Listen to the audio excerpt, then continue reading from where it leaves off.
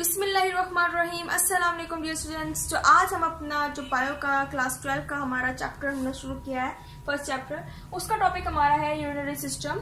पिछले लेक्चर में हमने यूरिनरी सिस्टम को स्टडी किया था और नेफ्रॉन के बारे में पढ़ा था। तो आज हम कुछ फर्दर स्टेप्स को स्टडी करेंगे, विच इज फिल्ट्रेशन, रीअब्जॉर्प्शन और सिक्रीशन। तो किस तरह से उसके अंदर फिल्ट्रेशन का प्रोसेस होता है, ब्लड के अंदर जो फिल्ट्रेट होता है वो किस तरह से उनके अंदर से वाटर और साल्ट रीअब्जॉर्ब होता है, ठीक है, रीअब्जॉर्प्शन, और फिर किस तरह से हमारे जो ट्यूबुलर एपिथेलियम है वो सिक्रीशन का प्रोसेस करती है। तो सबसे पहले हम स्टडी करते हैं फिल्ट्रेशन को। जब हम बात करते हैं फिल्ट्रेशन की, तो हमारे पास जो ब्लड है वो मेनली हम बात करते हैं तो वो फिल्ट्रेट होता है इन दी बोमेन्स कैप्सूल, ठीक है। जैसा कि हमने बात की थी, हमारे पास बोमेन्स कैप्सूल एक कप शेप स्ट्रक्चर है जिसके अंदर हमारे पास ग्लोमेरुलस है, ठीक है, जिसके अंदर हमारे पास कैपिलरीज में से ब्लड जो है वो फ्लो करता है, ठीक है, ठीक है। तो ये हमारे पास ग्लोमेरुलस है, ठीक है, जिसके अंदर से ब्लड जो है वो फ्लो कर रहा है। और ये हमारे पास जो कप शेप स्ट्रक्चर है ये हमारे पास होता है जी बोमेन्स कैप्सूल, ठीक है।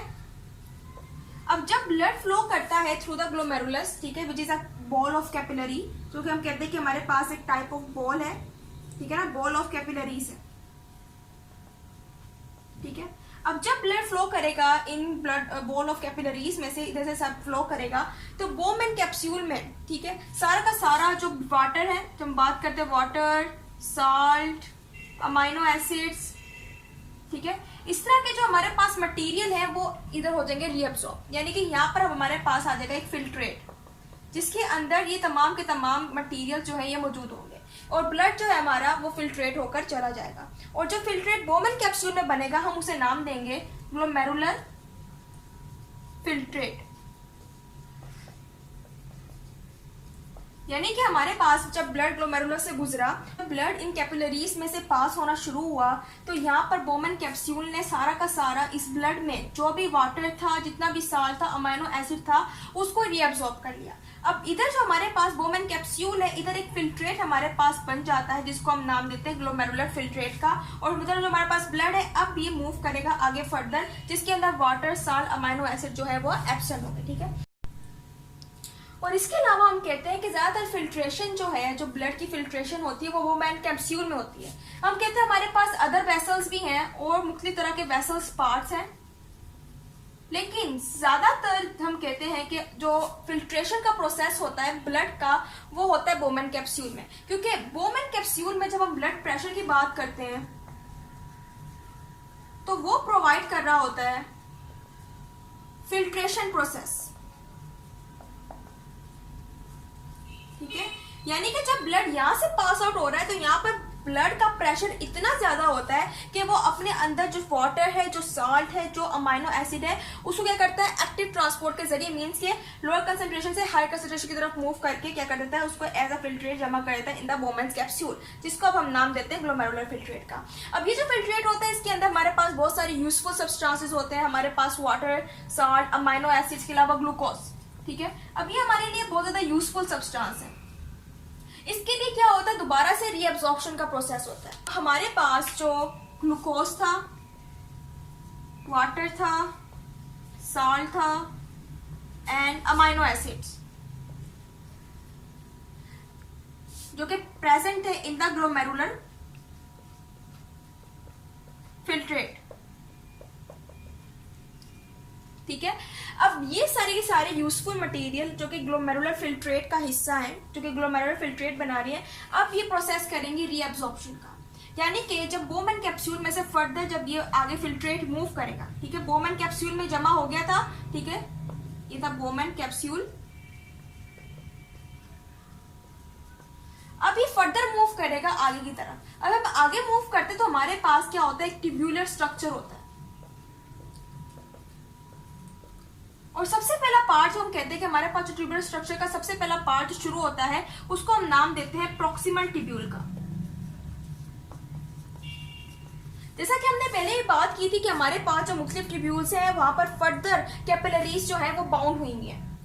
सो इसी तरह प्रॉक्सिमल ट्यूब्यूल की तरफ जब हम देखते हैं, इसको जब हम नोट करते हैं, तो इधर भी हमारे पास कैपिलरीज जो है वो इनक्लोज किया हुआ इन ट्यूब्यूल्स को, यानी कि इधर भी कैपिलरीज का नेटवर्क मौजूद है।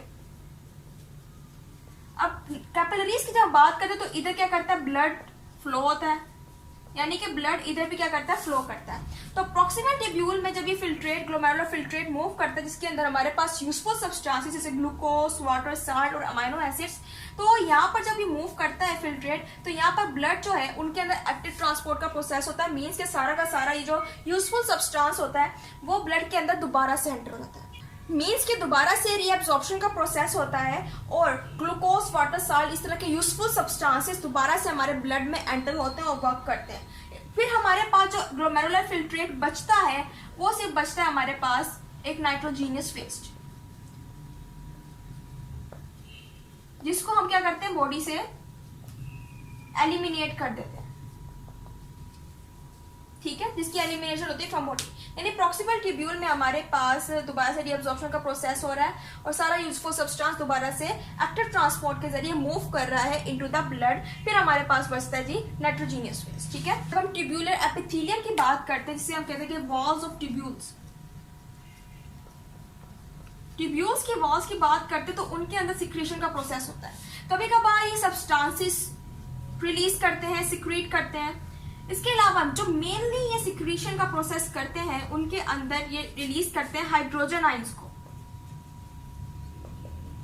ठीक है, अब ये हाइड्रोजन आयंस जब सिक्रीट होते हैं through the walls of tubules, तो इसके जरिए से हमारे पास जो किडनी के अंदर, तो किडनी के अंदर हमारे पास जो यूरिन मौजूद होता है, उसकी पीएच वैल्यू को बैलेंस करने के लिए ज्यादातर मेनली वॉल्स ऑफ ट्यूब्यूल्स, जो हम ट्यूब्यूलर एपिथेलियम भी कहते हैं, क्या करते हैं, हाइड्रोजन आयंस को सिक्रेट करते हैं। ठीक है, इसके जरिए से यूरिन की जो पीएच वैल्यू है वो क्या होती है, बैलेंस होती है। तो अब हम स्टडी कर लेते हैं कंसंट्रेशन ऑफ एक्सक्रीटरी प्रोडक्ट के, जो हमारे पास एक्सक्रीशन के जरिए जो प्रोडक्ट बन रहा है, एक्सक्रीशन प्रोसेस के जरिए एंड प्रोडक्ट बन रहा है, उसको कंसंट्रेशन किस तरह की जाती है, यानी कि उसकी जो कंसंट्रेशन है वो किस तरह होती है, डिप्लीटेड होती है या फिर कंसंट्रेटेड होती है। जब हम बात करते हैं कि जब वाटर की सप्लाई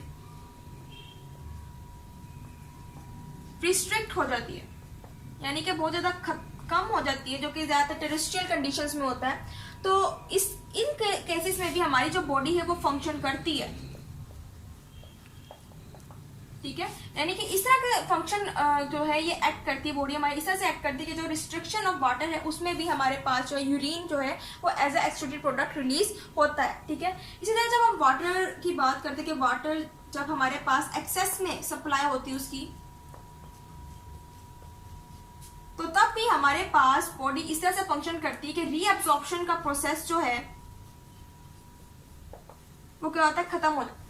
यानी कि जब भी हमारे पास वाटर की सप्लाई बहुत ज्यादा है तो तब हमें वाटर की जरूरत ज्यादा नहीं होती है, तो हम वाटर को as a excretory product remove होने देते हैं, यानी कि उसको दोबारा से प्रॉक्सिमल ट्यूब्यूल में से या फिर ग्लोमेरुलर फिल्ट्रेट में से एज ए एक्सक्रीटरी प्रोडक्ट जो है उसको रहने देते हैं। मीन्स के जो हमारे पास ग्लोमेरुलस है, ठीक है, जब ग्लोमेरुलस में से हमारे पास जब ब्लड पास कर रहा होता है तो बोमेन कैप्सूल इसे इसको एब्जॉर्ब नहीं करती है। जब वाटर की एक्सेस सप्लाई होती है तो इस केस के अंदर बोमेन कैप्सूल को एक मैसेज मिलता है जिसके जरिए से वो वाटर को एब्जॉर्ब नहीं करता है। सो इसी वजह से इन यूजफुल सब्सटेंस जो ग्लूकोज, साल्ट, वाटर को हम क्या करते हैं, रीअब्जॉर्ब कर लेते हैं इन द प्रॉक्सिमल ट्यूब्यूल। ठीक है, क्योंकि प्रॉक्सिमल ट्यूब्यूल में भी हमारे पास कैपिलरीज जो है वो बाउंड हुई भी होती है, तो जब जो ब्लड मूव कर रहा होता है, जो उन कैपिलरीज में जो कि प्रॉक्सिमल ट्यूब्यूल को इनक्लोज करती हैं, तो उधर से हमारे पास वाटर, साल्ट, ग्लूकोज वगैरह दोबारा से रीअब्सॉर्ब हो जाता है। लेकिन in case of water excess supply, यानी कि जब वाटर की सप्लाई जो है वो एक्सेस अमाउंट में होती है, तो यहाँ पर रीअब्जॉर्प्शन जो है प्रॉक्सिमल ट्यूब्यूल में वो क्या होती है, खत्म हो जाती है, यानी कि वाटर जो है वो दोबारा से ब्लड के अंदर एंटर नहीं होता। ठीक है, यानी कि पहले ये एज अ फिल्ट्रेट था, ठीक है, फिर ये दोबारा से ब्लड के अंदर जो है वो एंटर नहीं होता, इसी वजह से वाटर जो है वो एज अ एक्सक्रीटरी प्रोडक्ट हमारे अंदर फिर एक्ट करना लग जाता है in case of excess supply of water. जब हम मैमेलियन की बात करते हैं, मैमेलियन एनिमल्स होते हैं, इंक्लूडिंग ह्यूमन, यानी कि ह्यूमंस की भी बात करते हैं। तो इनकी किडनी के अंदर ये एस्टिमेट लगाया गया है कि इन्होंने एक तरह की अडेप्टेशन की है। इस अडेप्टेशन के जरिए वो क्या करते हैं कि वो वाटर को क्या कर सकते हैं, कंजर्व कर सकते हैं बाय रीअब्सॉर्बिंग 99.5% ऑफ फिल्ट्रेट, ठीक है ना, ऑफ ग्लोमेरुलर फिल्ट्रेट या फिल्ट्रेट, ठीक है, ठीक है। इसके अलावा हमारे पास एक और मैकेनिज्म होता है जिसको हम नाम देते हैं काउंटर करंट मल्टीप्लायर, ठीक है। अब इस मैकेनिज्म के अंदर ज्यादातर हमारे पास जो भी फिल्ट्रेट है, ठीक है ना, फिल्ट्रेट है हमारे पास जिसके अंदर वाटर जो है वो मौजूद होता है, ठीक है, यानी कि जो वाटर है फिल्ट्रेट के अंदर वो दोबारा से किडनी के अंदर एंटर होता है, ठीक है।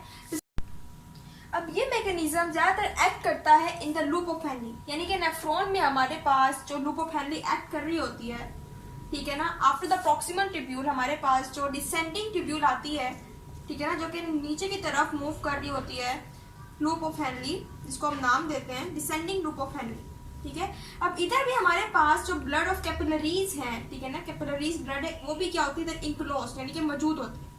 अब जब इधर से फिल्ट्रेट मूव करता है यानी कि लूप ऑफ हेनरी में मूव करता है ऊपर से नीचे की तरफ, तो इन कैपिलरीज के अंदर ब्लड फ्लो कर रहा होता है। अब सारा का सारा जो वाटर होता है वो क्या करता है, किडनी के अंदर एंटर हो जाता है, यानी कि इन ब्लड कैपिलरीज के जरिए इन ब्लड के अंदर एंटर होके क्या कर रहा है, वाटर जो है इधर की तरफ एंटर करता है जो कि फिल्ट्रेट के अंदर मौजूद होता है।